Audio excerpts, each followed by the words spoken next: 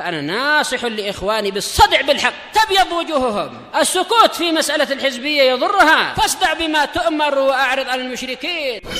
سلامي على دماج ورجالها والشيخ يحيى ودار العلم يا سعد بانيها.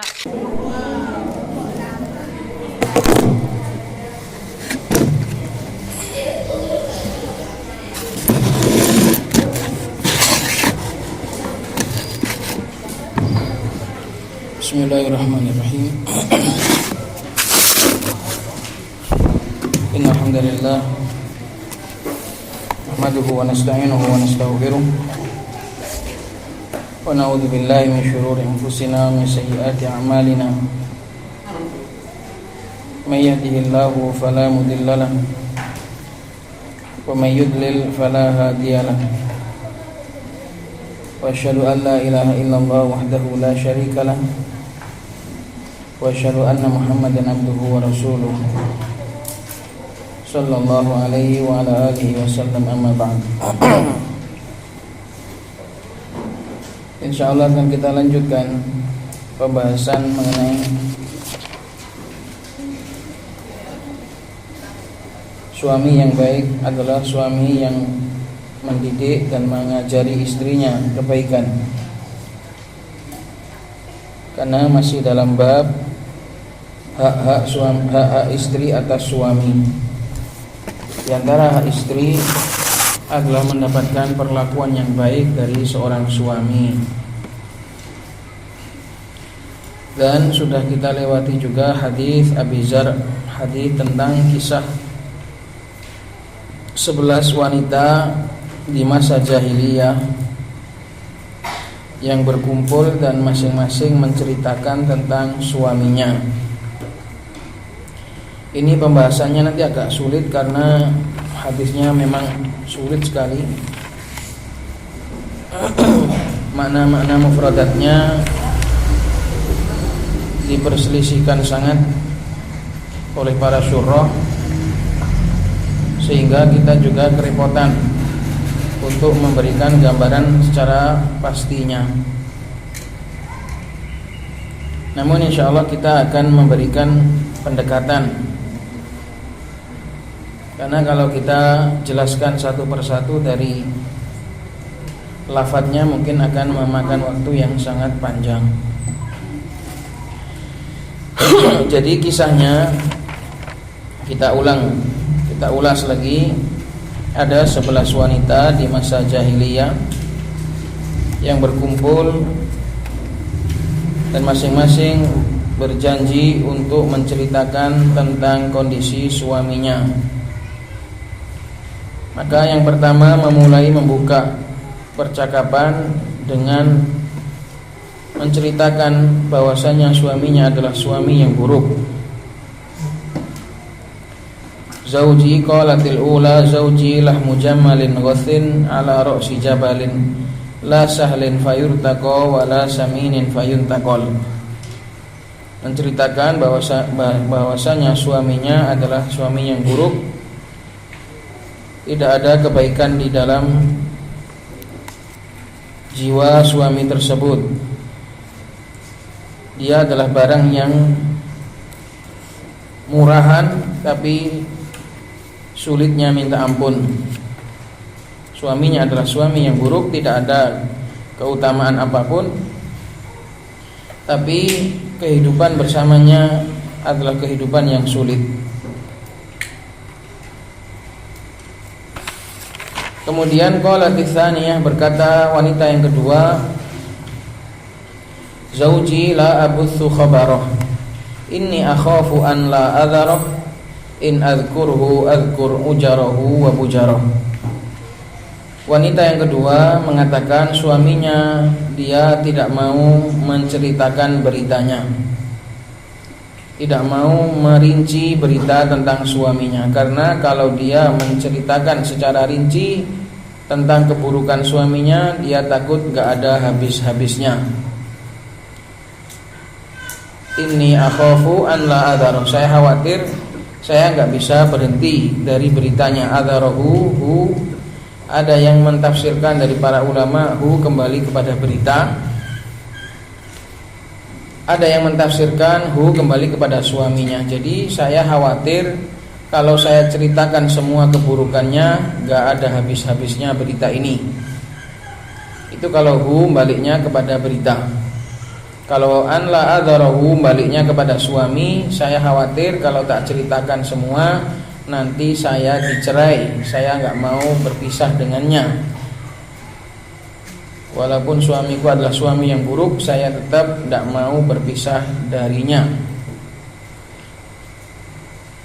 Namun di sini yang paling dekat adalah saya kalau menceritakan keburukannya tidak ada habisnya. Itu yang lebih dekat kepada makna ucapan wanita ini. Maka cukup saya bawakan isyarah saja. Itu makna dari ucapan wanita ini. Wanita yang kedua bilang, suamiku itu buruk, saya nggak mau cerita semua keburukannya. Kalau tak ceritakan, in adkurhu adkur ujarahu wa bujarah, nanti tak ceritakan semua aib-aibnya. Ujar adalah jamak dari ujroh, yaitu tonjolan pada urat tubuh. Ujar juga sama, tonjolan pada otot yang ada pada perut. Maknanya nanti tak sebutkan semua tonjolan-tonjolan atau cacat-cacat yang ada pada tubuhnya. Tak sebutkan semua aib-aibnya. Ini kata yang kedua. Jadi sama, wanita pertama mencela, wanita kedua juga mencela suaminya. Sekarang yang ketiga, qalatis tsalisah, berkata wanita yang ketiga, zauji al-ashannak in antik utallak wa in askut uallak. Ini juga sama mencela.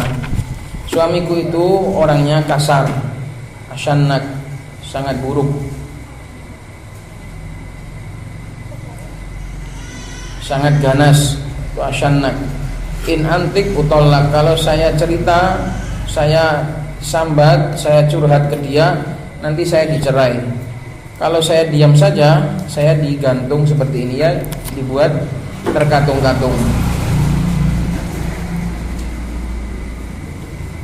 Jadi yang ketiga juga mencela, mengatakan bahwasanya suaminya galak. Kalau dia curhat, maka kalau dia keluh kesah tentang rumah tangganya, dia nanti dicerai. Tapi kalau dia diam, maka dia dibiarkan terkatung-katung, gak terurus, seakan-akan gak punya suami, gak ada manfaat sama sekali. Ini curhatan wanita ketiga. Qalatir rabi'ah, wanita yang keempat memuji. Zauji kalaili Tihama, suamiku seperti malam-malam di negeri Tihama.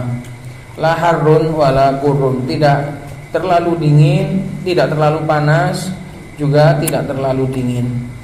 Wala makhafata wala sa'amah, juga tidak ada rasa takut, juga tidak ada rasa bosan. Suamiku sangat nyaman. Ini kata istri atau kata wanita yang keempat, memuji suaminya, bahwasanya suaminya adalah pribadi yang sangat nyaman. Qalatil khamisah, berkata wanita yang kelima, zauji in dakhala fahida wa in kharaja asida wa la yas'alu amma ahida. Ini kalau yang kelima ini para syurah berselisih. Ada yang mengatakan ini adalah celaan, ada yang mengatakan ini adalah pujian. Suamiku kalau sudah masuk rumah dia fahida, dia sangat betah di dalam rumah. Tapi kalau sudah keluar di luar rumah, dia seperti singa. Kalau di dalam rumah dia jinak, kalau di luar rumah dia galak. Wala yas'alu amma ahida, dan dia tidak pernah tanya, tidak pernah peduli. Ini adalah suami yang cuek.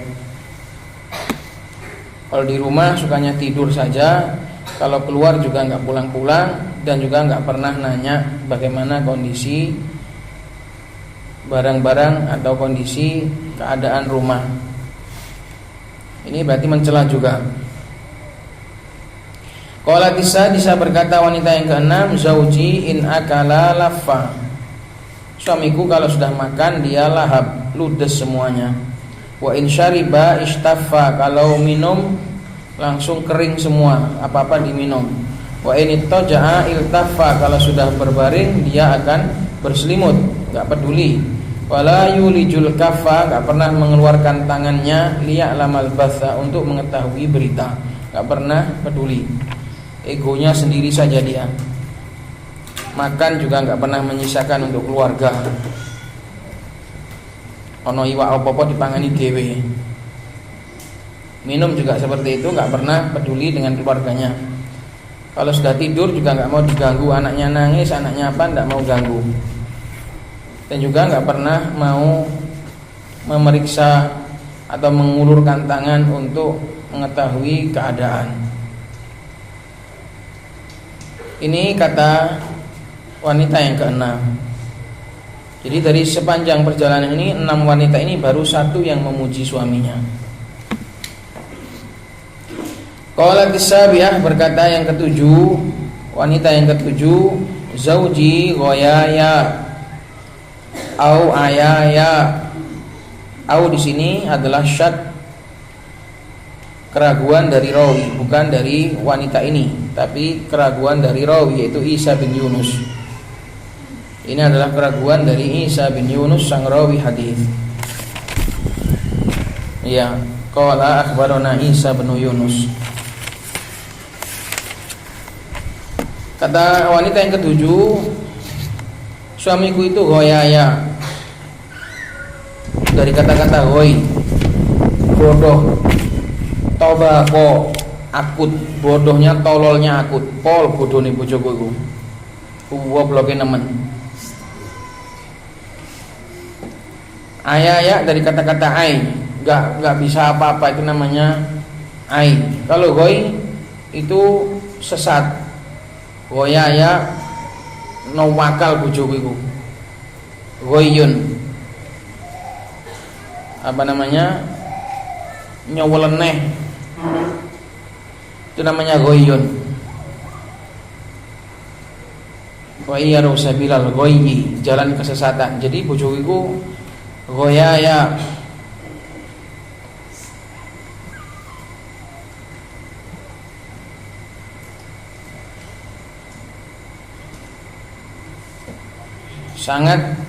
Sangat yo nakal lah. Ghoyaya itu nakal sekali. Atau ayaya, kalau ayaya dari kata-kata ai yaitu bodoh.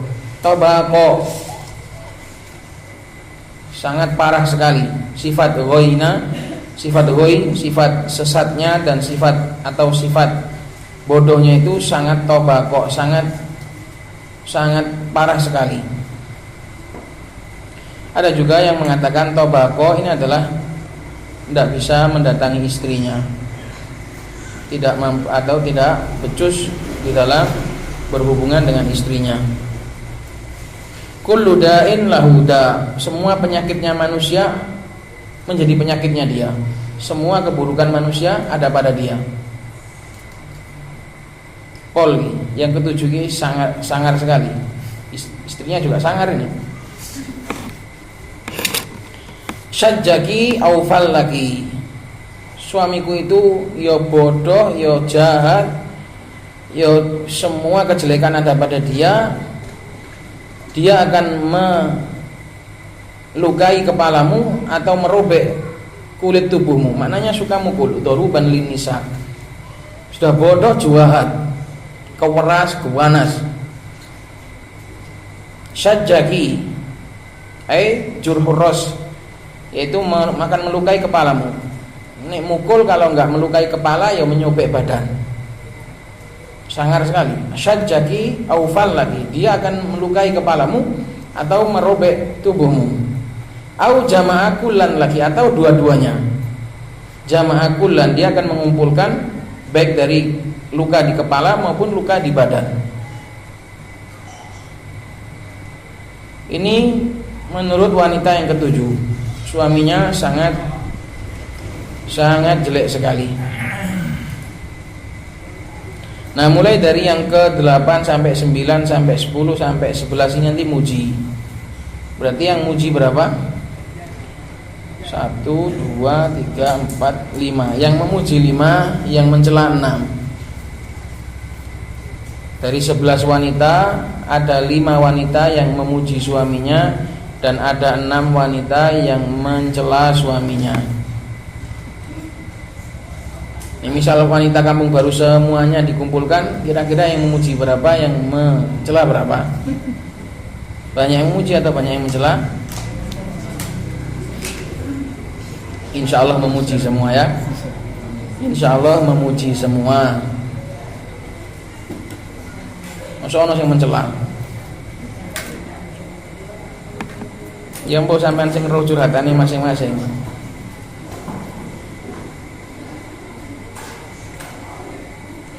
Qalat Tsaminah, berkata wanita yang ke-8, Zauji al-massu massu arnab. Suamiku itu pegangannya kayak kelinci. Warihu rihu zarnab, dan baunya sangat wangi, kayak tumbuhan yang wangi. Jadi mensifati suaminya itu sangat lembut, sangat baik dan wangi, dan baunya entah itu dari perkataannya, tutur katanya, atau sikapnya itu juga sangat indah. Suamiku itu baik, pribadinya sangat lembut, penyabar, dan perilakunya juga bagus. Dipegang itu juga kayak kelinci, lembut. Didengarkan itu juga sangat didengarkan, dilihat itu juga sangat menyenangkan. Diwasi senang, dipegang ya senang. Itu namanya al-massu. Alif lamnya di situ sebagai ganti dari domir. Massuhu massu arnab. Pribadinya lembut dan menyenangkan. Itu makna suami wanita yang ke-8. Suamiku pribadinya lembut dan menyenangkan. Kadang ada orang itu lembut, pendiam, gak nyewenang-nowong. Ada orang yang menyenangkan orang tapi pribadinya gak lembut. Ini enggak, ini pribadinya lembut dan juga orangnya juga baik.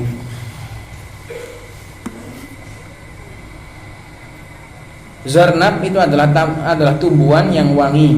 Zarnab ala wazn arnab itu adalah tumbuhan, nama tumbuhan yang baunya itu wangi.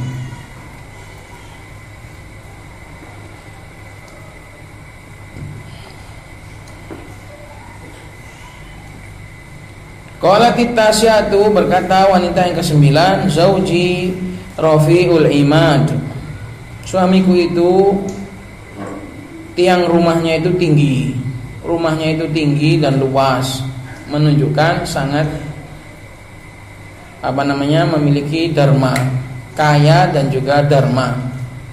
Orang Arab itu kalau mereka itu dharma, dia akan membuat rumah itu yang tinggi dan besar supaya gampang dilihat orang. Kalau ada tamu, kalau ada orang asing, ada pendatang, itu mereka akan mudah menemukan rumah tersebut, sehingga nanti akan datang di rumah situ dan bertamu ke rumah tersebut. Itu orang zaman dahulu. Kalau orang itu kaya dan pelit, maka dia akan bikin rumah itu di pelosok bawah, gak patek kelihatan, supaya gak didatangi banyak orang. Tapi kalau orang Arab dahulu yang dharma itu, kalau bikin rumah itu tinggi, terus di dataran yang tinggi juga, gampang kelihatan, gampang dicari. Itu menunjukkan karom, menunjukkan orang itu dharma. Karena sering didatangi oleh orang, sering menyambut orang, sering menjadi tempat singgahnya orang. Itu menunjukkan orang itu dharma, lapang, hatinya lapang. Tapi kalau rumahnya di powojok, nyelempit, di rumbuk-rumbuk, nah itu berarti orang yang tidak mau didatangi orang yang tidak mau disinggahi orang. Itu menunjukkan dia adalah pribadi yang pelit. Itu. Maka di sini dikatakan Zauji rafi'ul imad. Imad itu adalah tiang rumahnya tinggi-tinggi. Tawilun nijad. Nijad itu adalah tempat membawa pedang. itu nijat, tempat membawa senjata. Jadi dia itu maknanya tinggi dan pemberani. Suamiku tinggi, orangnya gagah tinggi dan juga pemberani. Lah ini istimewa. Orang kalau dharma dan juga pemberani ini langka.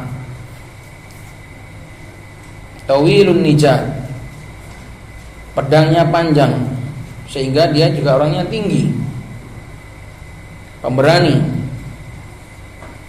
Azimur ramad, dan juga bara api di dapurnya itu sangat banyak. Bekas itu apa jenis arang.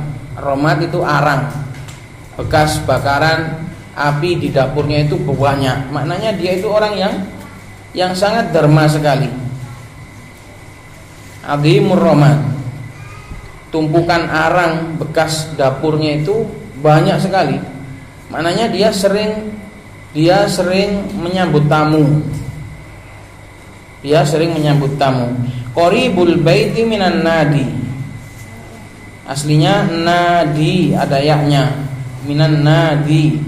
Tapi karena untuk penyesuaian rafiul imad, tawilun nijat, adimur ramad, qaribul baiti minan nadi. Rumahnya itu dekat dengan aula pertemuan. An-nadi itu adalah aula berkumpulnya manusia.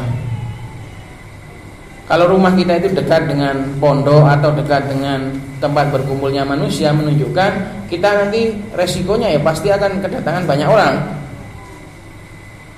Jadi orang kalau rumahnya itu dekat di pondok atau dekat di tempat-tempat berkumpulnya manusia, itu ada plus minusnya.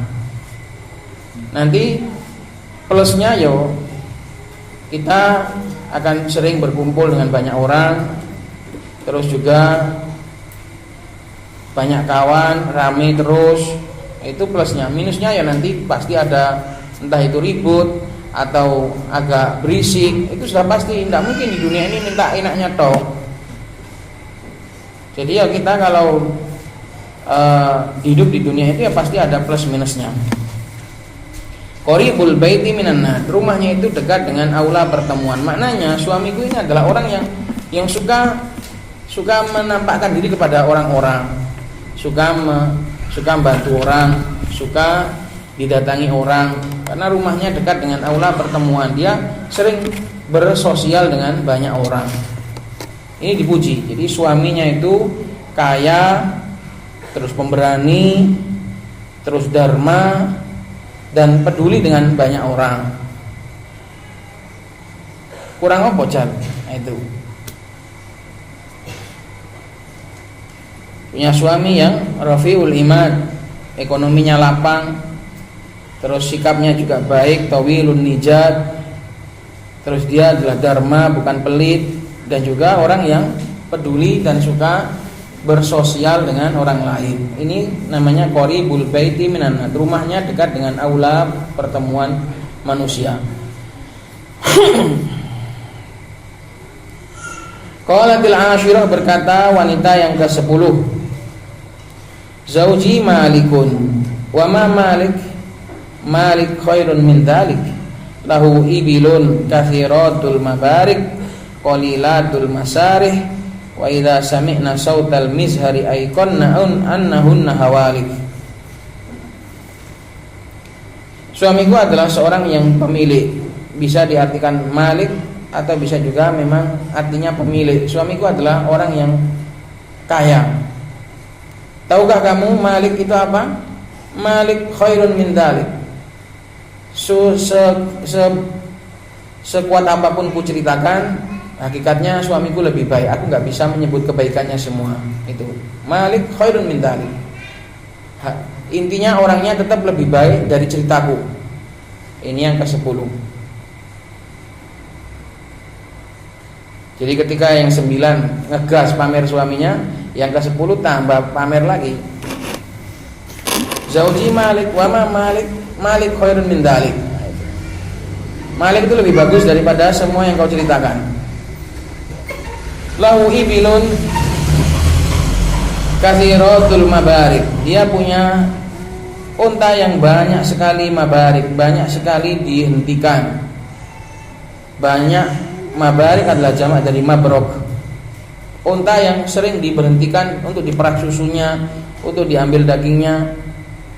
Dia punya banyak unta yang katsiratul mabarik, jamak dari mabrok. Unta kalau sudah bungkuk, kakinya ditekuk, itu namanya barokah. Sudah untanya turun, berarti untanya sering dihentikan untuk membantu banyak orang. Entah itu dipakai dipinjam tetangga untuk bantu barang bawaannya, atau dipinjam kawan. Pokoknya untanya itu banyak dipakai. Dia punya banyak unta yang sering dipakai. Itu namanya katsiratul mabarik. Qalilatul masarih, masarih jamak dari masroh. Tempat gembalanya sedikit, maknanya enggak jauh-jauh. Supaya kalau ada tamu gampang ngambilnya, disembelih. Ini semua ya, pokoknya lafaz-lafaz yang ada di sini semua ini diperselisihkan oleh para ulama. Jadi aku jelasno nih, bacane ku ngopo iki piye, sakjane sing bener iku sing ndi. Jadi ya tak jelaskan sebisa saya. Karena secara syarahnya panjang sekali. Al-Hafidz Ibnu Hajar mensyarah satu lafaz saja kadang diperselisihkan banyak makna. Nah, ini tadi yang nampak bagi saya dari penjelasan Al-Hafidz Ibnu Hajar. Katsiratul mabarik maknanya untanya itu sering digunakan dan dimanfaatkan oleh banyak orang. Qalilatul masarih, tempat gembalanya itu sedikit, gak jauh-jauh. Ini kalau mau kita lewati gitu saja, karena intinya adalah suami yang baik, ya selesai. Tapi kan tidak enak, harus kita lewati satu persatu. Qalilatul masarih maknanya untanya itu digembalanya gak jauh-jauh, supaya kalau ada tamu itu gampang ngambilnya dan gampang disembelih. Wa idza sami'na sautal mizhar, dan kalau unta-unta tadi sudah mendengar suara mizhar, suara alat musik. Mizhar adalah sebuah alat musik yang dikenal pada saat itu. Aikonna annahunna hawalik, maka unta-unta tadi yakin bahwasanya mereka akan segera binasa. Maknanya apa? Akan segera disembelih. Kalau sudah mendengar suara musik, maknanya musik ini berarti ada tamu. Jadi mereka itu juga adalah keluarga yang suka menyambut tamu. Ketika ada tamu datang, mereka senang. Akhirnya mereka menabuh-nabuh musik atau membunyikan suara-suara bahagia. Nah, kalau unta-untanya sudah dengar ada suara-suara itu, kok maren iki sapa sampai disembelih dhewe. Nah, itu gitu. Makanya mereka yakin bahwasanya mereka semua akan hawalik. Jamak dari halikun. Mereka semua akan binasa, sedih. Untanya sedih. Kalau sudah dengar suara ada tamu datang, untanya langsung sedih. Karena jelas akan disembelih. Maknanya wanita yang ke-10 ini memuji suaminya itu adalah suami yang sangat bagus, suami yang sangat dharma, punya banyak gembalaan dan banyak bermanfaat bagi orang lain, dan banyak disembelih dan dikorbankan untuk menyenangkan orang.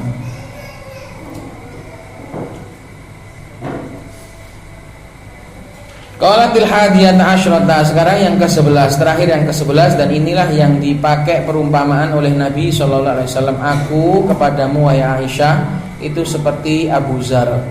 Nah, yang ke-11 inilah yang Rasulullah beliau menyamakan atau mendekatkan diri beliau dengan orang ini, yaitu Abu Zar.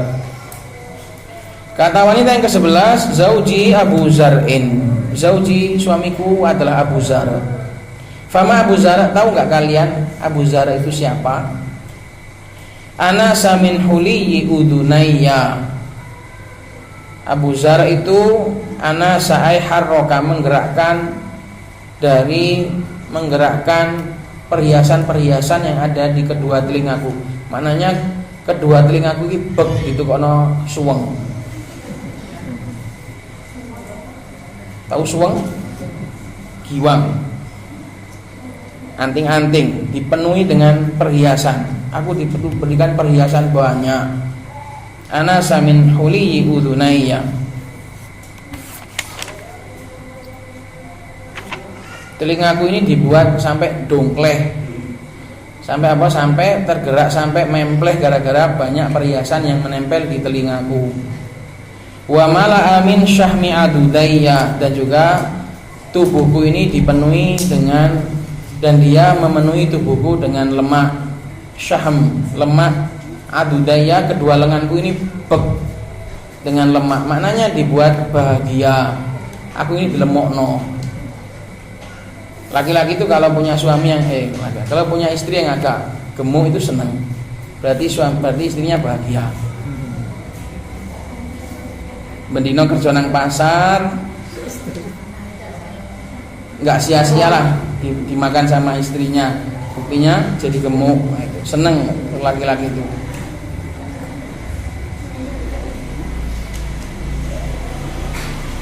Ini kinayah, maknanya saya dibuat bahagia. Wa mala amin syahmi adudayya, perhiasan dibelikan banyak, saya juga dibuat nyaman.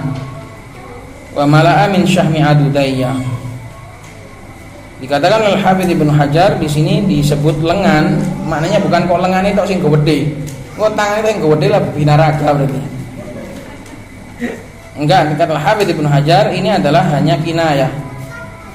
Ya bukan cuma lengannya toh yang besar, ya semuanya jadi berisi gitu loh, badannya itu berisi. Ya ayo. Jadi tubuhnya itu padat gitu loh. Wanita itu yang bagus itu padat. Yojo gede-gede nemen. Padat. Wanita itu padat. Itu. Wabajahani, ada juga riwayat wabajahani fabajihat ilayya nafsi, dan suamiku itu sangat memuliakan aku, sangat membajahani, sangat membanggakanku sehingga diriku pun menjadi bangga. Pol pokoknya tadi Ummu Zar ini naik pol. Wabajahani fabajihat ilayya nafsi. Tapi ingat ya ikhwah, semua ini adalah kinayah dari orang jahiliyah. Kalau versi kita membahagiakan istri, ya enggak harus gini. Ya enggak harus terus engko mulai kondok bojone, "Mas, aku pengen kayak Ummu Zara." Piye Ummu Zara iku, Dek? Telinganya penuh dengan anting-anting. Kok yo, anting-anting godhong iku gawenan. Jangan gitu. Maknanya nanti istri ini dibuat bahagia oleh suaminya. Sedangkan versi bahagianya wanita jahiliyah dengan wanita zaman kita kan lain. Sampean bahagianya dengan apa? Dengan ilmu, dengan amal soleh. Itulah yang membuat kita. Jadi jangan disamakan persis ya ini. Jangan disamakan persis minta kayak Ummu Zara. Enggak, maksudnya Ummu Zara di sini dibahagiakan oleh suaminya. Lah sekarang, zaman sekarang kita sebagai thalibul ilmi ya dibahagiakan suami itu gimana? Ya diajari, ya dididik, ya diarahkan kepada kebaikan, anak-anaknya diarahkan, istrinya ya diarahkan. Itulah bahagianya seorang wanita muslimah. Bahagianya wanita muslimah mau kayak wanita jahiliyah gitu, ya janganlah. Jadi di sini perumpamaan hanya perumpamaan secara lahiriah saja, jangan disamakan semuanya. Suamiku mengagungkanku, suamiku membanggakanku sehingga jiwaku pun menjadi bangga dalam diri. Istri itu butuh dipuji-puji. Kalau wanita itu dipuji itu senang biasanya. Jadi jangan dicela, jangan tiap hari dikomeni. Wanita itu juga butuh untuk dipuji. Wa wajadani fi ahli Gunaimatin bishikin faj'alani fi ahli Sohilin wa Atidin. Suamiku dulu mendapatiku di Gunaimah, maknanya dari keluarga yang sangat terpuruk. Dulu aku adalah wanita yang terpuruk di keluarga yang mungkin sangat rendah. Faj'alani, lalu suamiku menjadikanku fi ahli Sohilin. Sohil maknanya kuda, Atid maknanya unta. Sohilin ay khail, atidin ay ibil. Dulu aku anak keluarga miskin.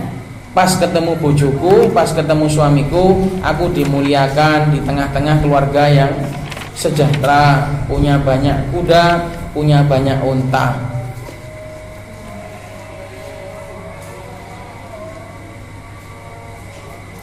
Wa da'isin wa munakin. Da'is itu ini wangil. Da'is itu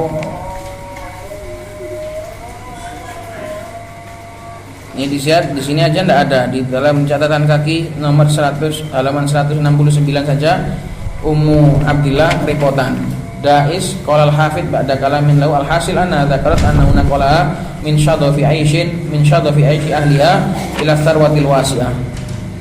Intinya dia dirubah kehidupannya dari wanita yang terpuruk menjadi wanita yang terhormat gitu loh.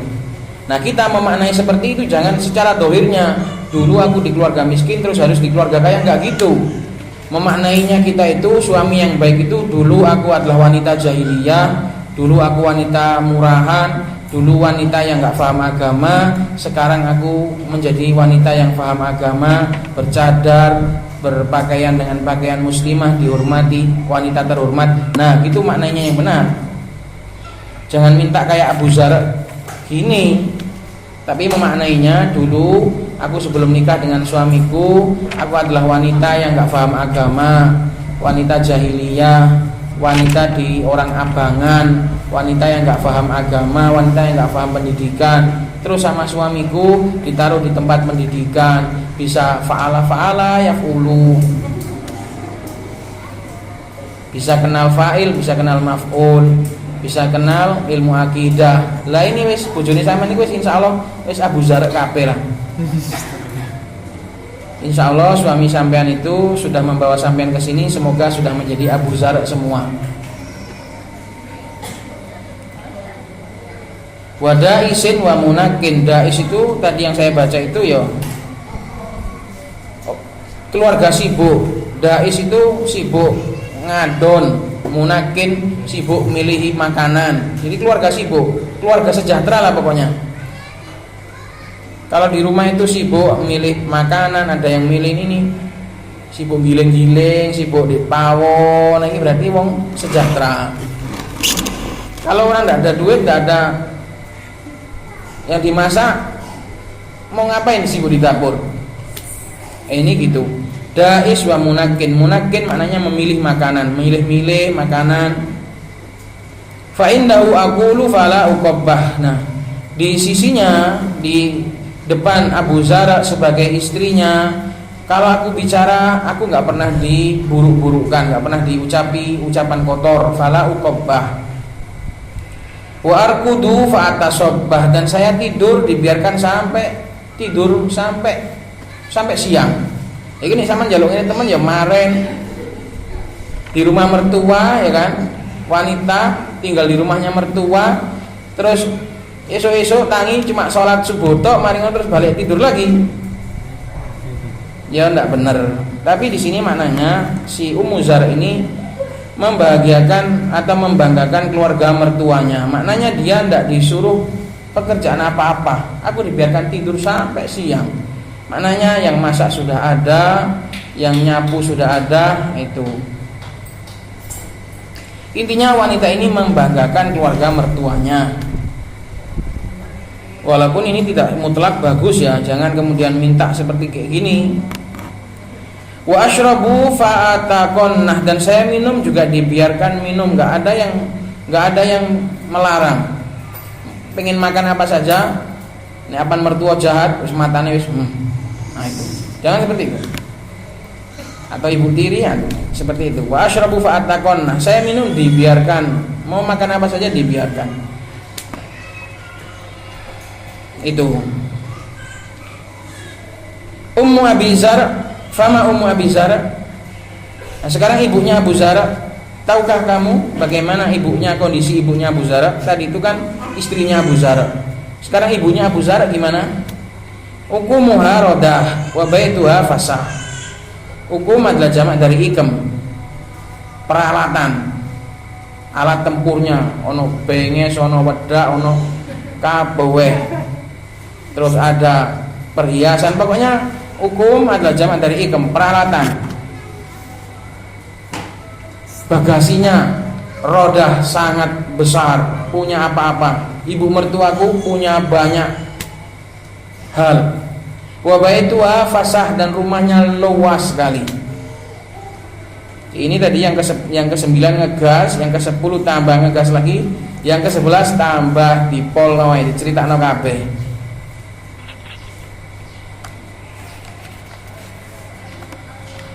Waktunya sudah habis ya kawan. Dan juga persiapan saya juga sudah merepet tadi enggak tembus ini. Persiapan perkata ini sulit sekali. Saawan alhamdulillah dari duhur sampai ini tadi baru ketemu sampai sini tok. Wis entek iki ilmune wisan. Persiapane wis entek. Karek diperes-peres. Insyaallah akan kita lanjut di pertemuan yang akan datang. Karena hadis ini jarang lewat. Sekali lewat ya harus kita kupas sampai paham insyaallah taala. Semoga bermanfaat. Subhanakallahumma hamdik asyhadu an la ilaha illa anta astaghfiruka wa atubu ilaik.